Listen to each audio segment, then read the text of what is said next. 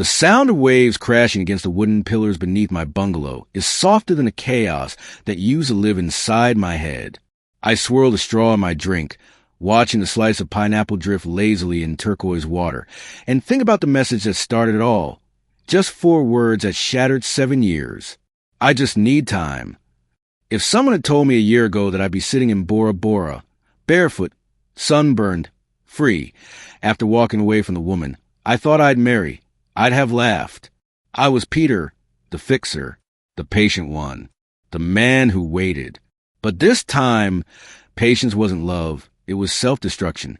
Victoria and I were together for 7 years. Engaged for 5. That should have been a lifetime of memories. Not a record of postponed weddings and emotional tug-of-wars. For times she called off, and 4 times, like an idiot, I told myself she just needed space. That if I gave her time, she'd come back ready. But every time she asked for more time, she took a piece of me with her. The last time was 2 weeks before our final wedding date. Everything was ready. Her dress, my suit, the venue, the flights. The world saw us as that perfect couple. The one who just took a little longer to get there. They didn't see the cracks, the hesitation in her eyes, the way she loved the idea of forever, but not the commitment that came with it. That night, we were at her favorite Italian restaurant. She looked beautiful. Red dress, calm expression, that same soft tone she used when she knew she was about to hurt me again. "Peter, sweetie," she began, twirling her pasta like she was rehearsing it. "About the wedding? I just need a bit more time." The world went silent. Outside, the rain tapped against the window like it was mocking me. Inside, my heart clenched, but my face stayed calm. After 4 times, pain becomes predictable. You stop breaking. You start understanding. More time, I said quietly, setting my fork down. "Victoria, the invites are out. Flights booked. We're 14 days away." "I know, and I hate it, but it's forever, Peter. I just need to be absolutely sure." My head's not clear. Her poker face didn't crack. Mine didn't either. I nodded slowly, like a man finally watching illusion fade. "Okay," I said after a long pause. "Take all the time you need." Her face lit up, relief flooding through her eyes. "Oh, Peter, thank you. I knew you'd understand. You're always so patient." I smiled faintly. Inside, something quiet and final clicked into place. Dinner went on. She talked about self-growth and clarity, while I stared at the flickering candle between us. I realized then I'd been waiting for a woman who would never arrive. The next morning, I packed before sunrise. She was still asleep, peaceful, wrapped in the same blankets that once felt like safety. I looked at her one last time, not with anger, but with a hollow kind of peace. Then I wrote a note. "Victoria, you wanted more time. You've got it, all of it. I need time too. Time to move on. The wedding is off for good. So are we." I left a note on her pillow, grabbed my bags, and walked out. By noon, I had wired most of my savings into a travel account I'd opened months earlier, my just-in-case fund. By evening, I was sitting in an airport lounge with a new SIM card, a one-way ticket to Bora Bora, and the kind of calm that feels like rebirth. I called Nathan, my best friend. "She did again," I said. He sighed, almost laughing. "Jesus, Peter, are you serious? What now?" "I'm done, Nate. I'm really done. Need a favor." He didn't hesitate. "Whatever you need." By nightfall, I was airborne, watching city lights shrink beneath the clouds, wondering why it took me so long to realize that walking away doesn't mean giving up. It means choosing peace. 3 weeks later, I was here. Blue water, white sand, quiet skies. Victoria, meanwhile, was losing her mind. Victoria found out the next morning. Nathan told me later that she woke up around 10, stretched, reached across the bed for me, and found only cold sheets. Then she saw the note. He said she read it once. Then again. Then a third time. Like maybe the words would rearrange themselves into something else. "You wanted more time. You've got it." According to Nathan, she didn't cry at first. She laughed. That nervous kind of laugh people make when they think it's a prank. Then she called me. Once. Twice. 10 times. straight to voicemail. Then she texted. Paragraphs, apologies, excuses, promises. Then confusion. Then anger. When nothing went through, she called Nathan. Where's Peter? She demanded. He's not answering. Nathan played it cool. Haven't heard from him. Don't lie to me, Nate. He's probably just sulking. Tell him I didn't mean it like that. He sighed. Victoria, I think he meant it. He's gone. Gone where? Gone. There was a long silence on the line. Then she said, almost whispering, he wouldn't. But I did. Meanwhile, I was lying on a beach chair, drink in hand, watching the sunset melt into Pacific. It was the first time in years my chest didn't feel tight. The sound of the waves was louder than her excuses ever were. For days, I didn't check email, didn't look at my phone. I slept, I swam, I existed. Slowly, the fog that had been my life with Victoria began to lift. Every morning, I reminded myself, you didn't lose her. You found yourself. Then Nathan called. You should know, he said, she's gone nuclear. How bad? I asked. She's calling everyone. Your parents, your co-workers, mutual friends. She thinks you're just punishing her. Says she just needed more time. I almost laughed. She's right. She has all the time in the world now. He chuckled. That's what I told her. That was the first time in months I actually laughed. A real one, from deep in my chest. The next week, Victoria tried reaching my parents. Mom answered. She said Victoria sounded like she was about to faint, alternating between sobbing and rage. He can't just walk away. We're engaged. We had a date. My mother, who'd watched me get crushed 3 times before, stayed calm. Victoria, you called it off. Again, Peter deserves peace. Apparently, Victoria hung up after that. 2 weeks later, Nathan told me she was still trying to find me. She'd even contacted my company to ask if I was on assignment. I'd already quit, of course. She must have thought I was bluffing, that I'd come crawling back like always. But I didn't, and that's what truly broke her. Nathan said she started spinning a story, telling people I was unstable, that I'd had some kind of breakdown. Some believed her, some didn't. The difference was, for once, I didn't care, because while she was rewriting history, I was rewriting my future. Every morning in Bora Bora started the same. Sunlight through sheer curtains, ocean smell in the air, no notifications, no guilt. I'd open my laptop, check a few consulting projects, then spend hours doing nothing but breathing. One evening, I caught myself thinking about her, the good moments, the laughter, the plans. For a second, I felt sad. Then I remembered all the canceled weddings, the tears that always came with conditions, the endless waiting.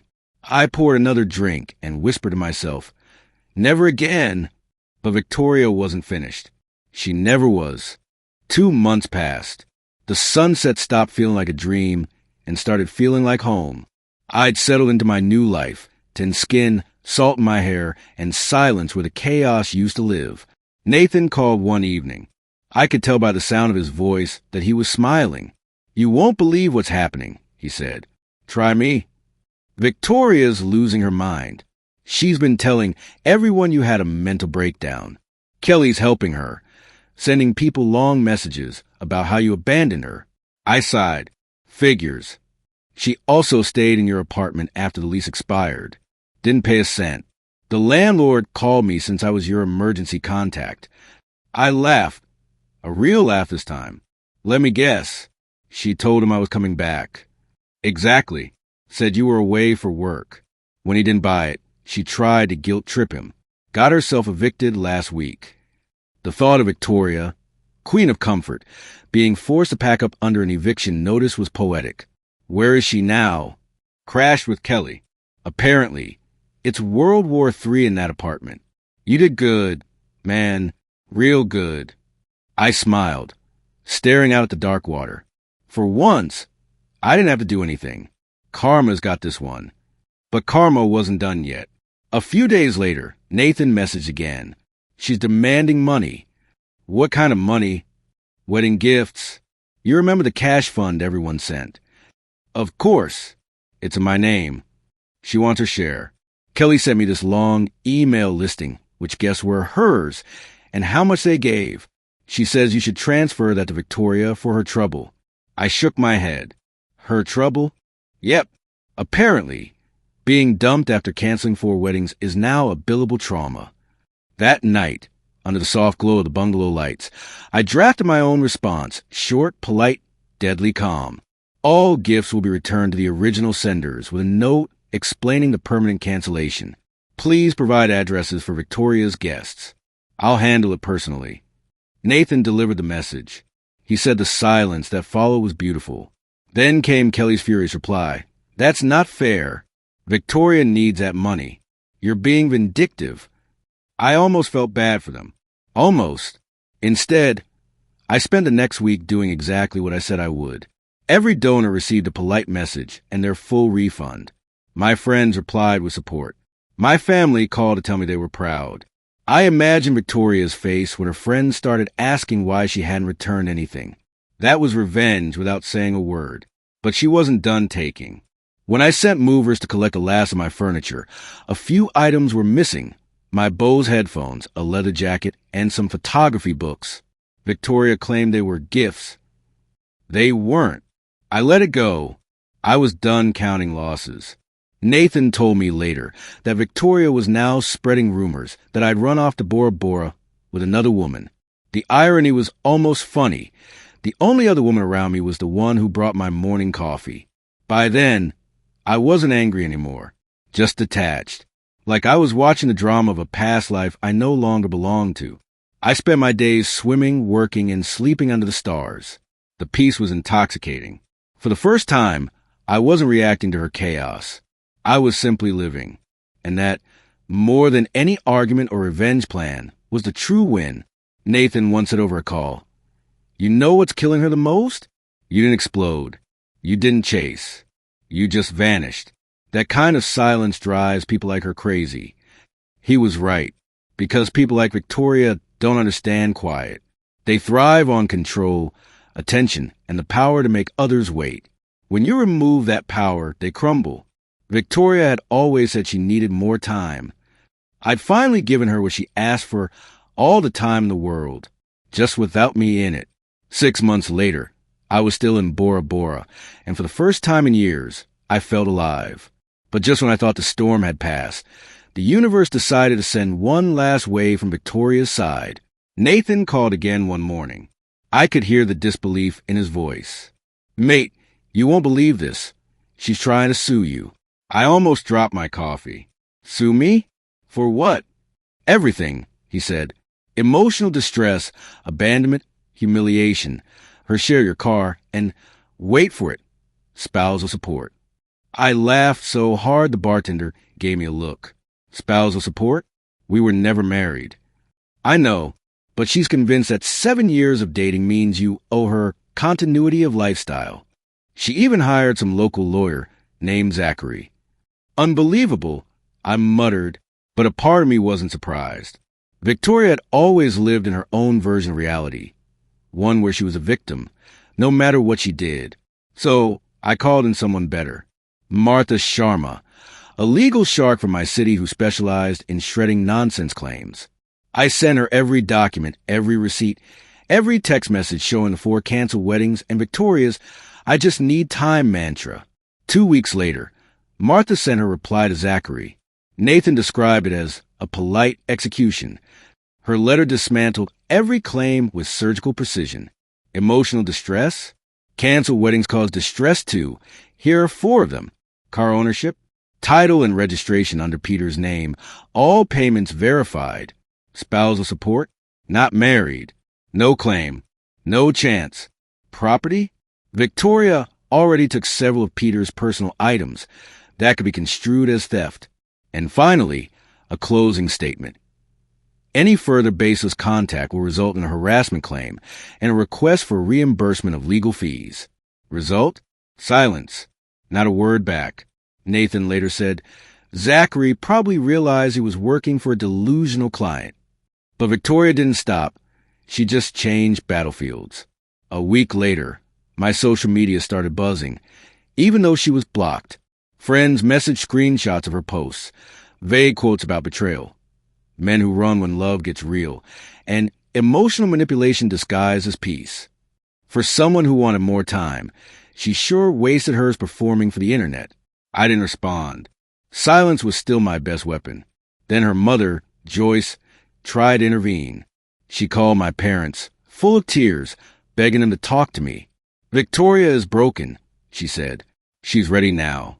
She'll marry him tomorrow if he just comes home. My mom, gentle but tired, finally snapped. Joyce, your daughter called off for weddings. She had 7 years to be ready. My son deserves peace.